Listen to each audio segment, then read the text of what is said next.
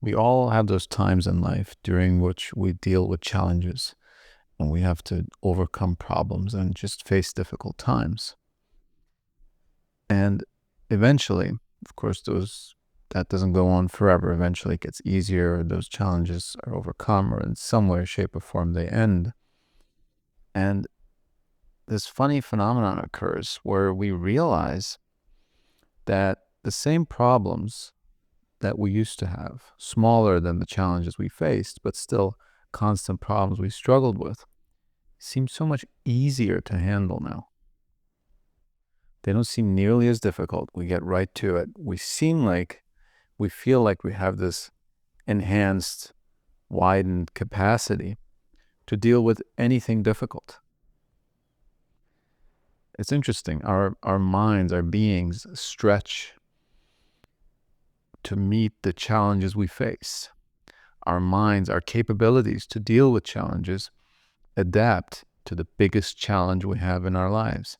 And anything smaller than that particular biggest challenge seems so much easier. And we wonder, I wish it could always be like that. And of course, this is one reason to be thankful for challenges. We talked about that before, because they broaden us. They literally raise our capacity to deal with things. But over time, what happens is that capacity shrinks again. And the smaller our challenges become, the lesser our ability to deal with challenges become. And like I said, vice versa. So it almost seems like a muscle. It almost seems like something that needs to be trained, something that needs to be kept up.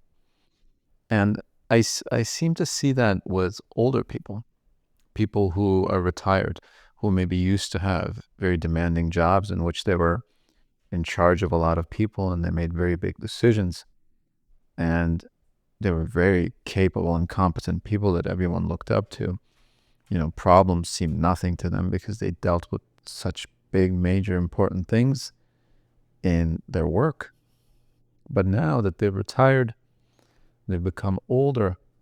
Don't we notice this with our parents, grandparents, who, regardless what their careers were, now all of a sudden they seem to have all these concerns for small things. They care just as much about those small problems now as they used to care about their big challenges that they used to face. All of a sudden the little things that maybe the person who helps to clean their house, the little things they do, the little things they misplace, all of a sudden become this big issue that they talk to you about every time you talk to them. And they give you updates on it and all these things.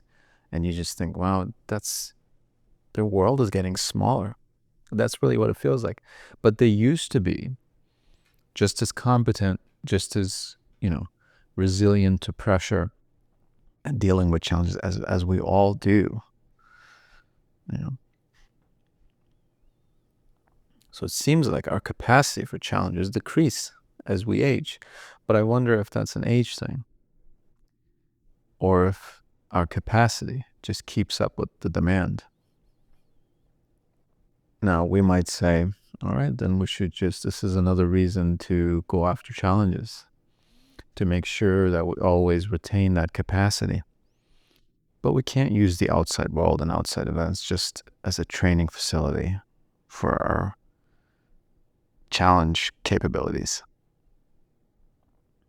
We can't create a challenge for ourselves just to create a challenge. And if you've been watching these videos, you know that we don't like to rely on the external world. And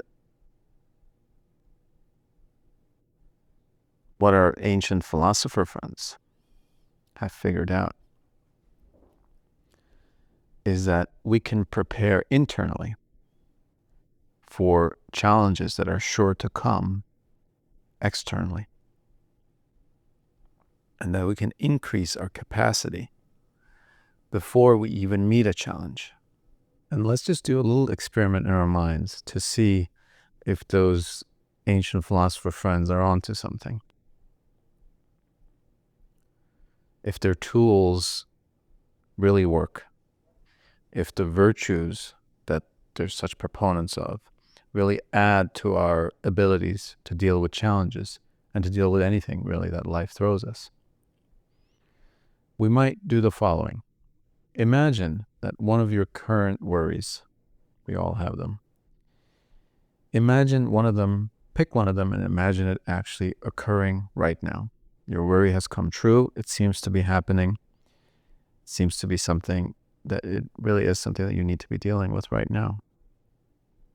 And just take a moment to feel that stress and that anxiety increasing within you as you imagine this, as it naturally will.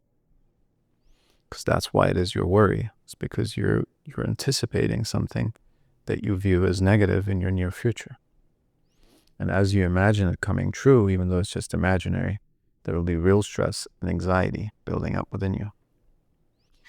Now, in that same scenario, keep everything the same, but make one single addition. That whatever your worry is, that whatever the scenario is that you find yourself in, whatever the challenge is that is facing you right now, imagine that you are meeting it with a clear conscience. That whatever it is that you know that you didn't do anything wrong, whatever it is,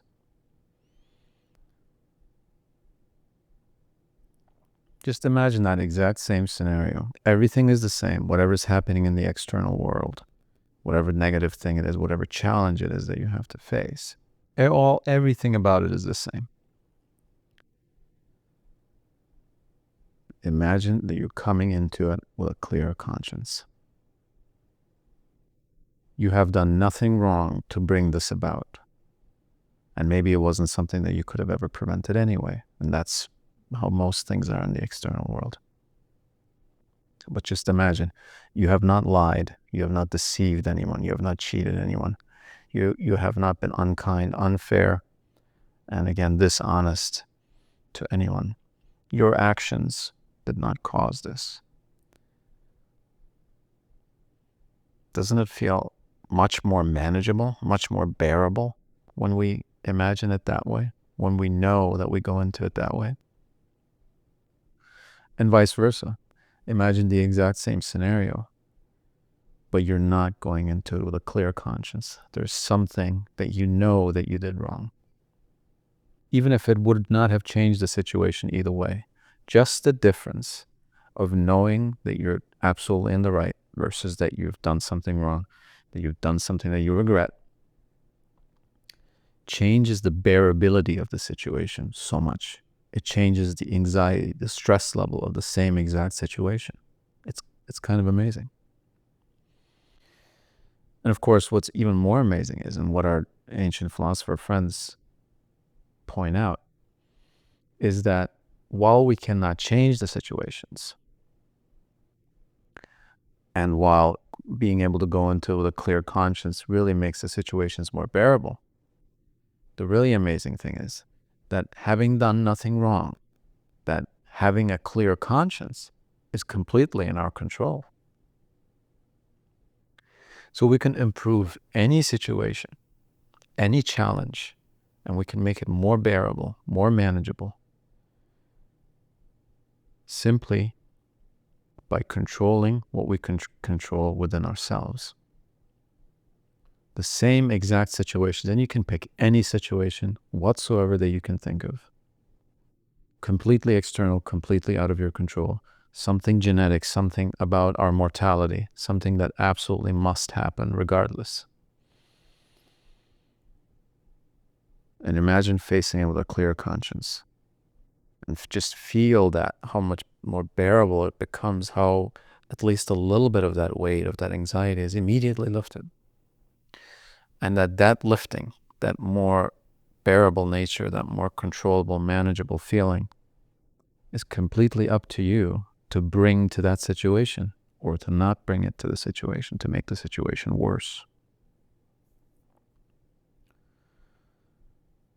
And this is exactly why all these philosophers all these religions, all these schools of thought preach virtues. And I know that word has become a little bit problematic, as they say. But really, we know this for ourselves. We know this to be true. We can feel it within us.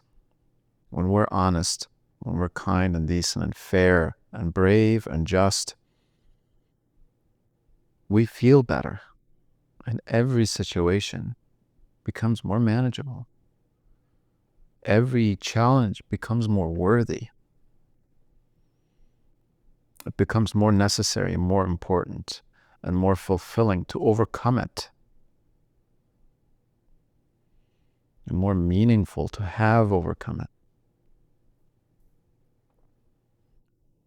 And another reason why these virtues are believed in so much by these people is, again, because they improve everything and because they're 100% under our control.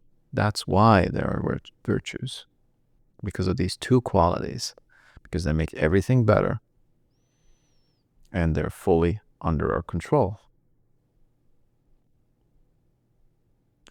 And I know we live in times, and it really sometimes seems like it was always like that. That's not anything particular to our times, where these things such as love and virtues and kindness and friendship and courage and fairness are sort of have become funny to people, or quaint, or childish. To believe in these things has become, or is seen as, immature in many ways. You will hear the same things over and over again.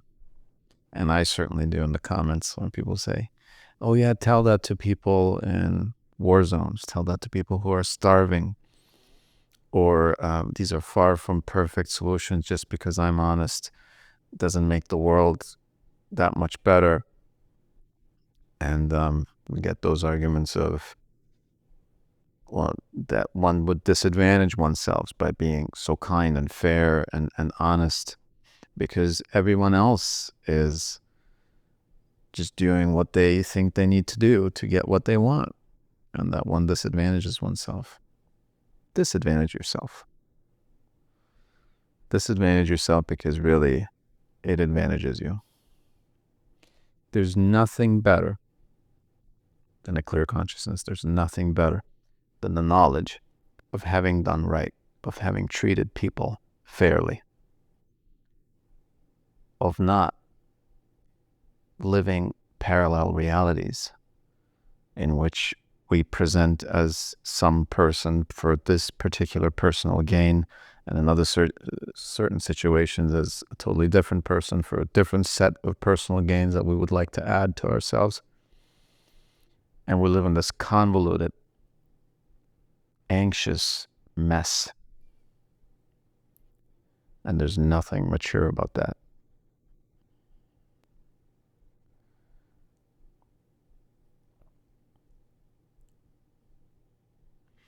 Don't listen to those people. Because something will not work perfectly, because something will not solve something perfectly, doesn't mean it's not worth doing. And ask them if they have a perfect solution, and to please leave you alone if they don't have one. Take care of yourself. Do what you know is right. Explore that what you know you need to explore. And keep yourself clean in the way that you think you need to be. Don't give in to this relativity of everything. Don't believe that two wrongs make a right, and that the ends justify the means. Stick to what you know is right. That it's difficult is a sure sign that it is right. To believe in these things loosely and to let them go in difficult situations defeats the purpose. That's what they're for, to stick to them when it's difficult. And this is why we want to know, appreciate, and become one with what we call the virtues. Because there is nothing that is better without them. Everything that we add them to is enhanced, and they are fully under our control.